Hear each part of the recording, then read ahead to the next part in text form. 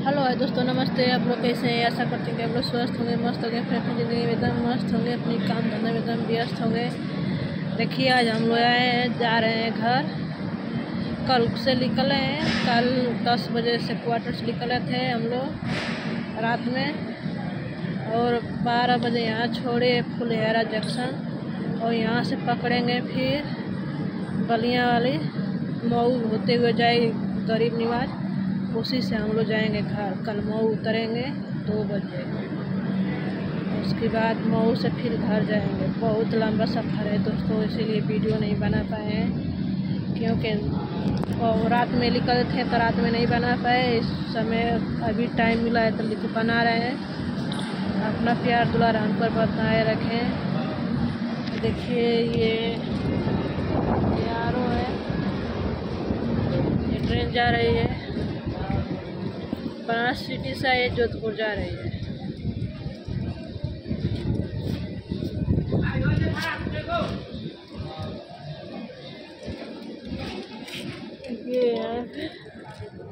ये हमारा है, और वो आरो है, वो आरो के पापा खड़ा है और चले गए। अब हम लोग ट्रेन आएगा इसी पर। देखिए तो कितना नंबर पर 3 पर आती है कि 4 पर आती है, समझ नहीं आ रहा है।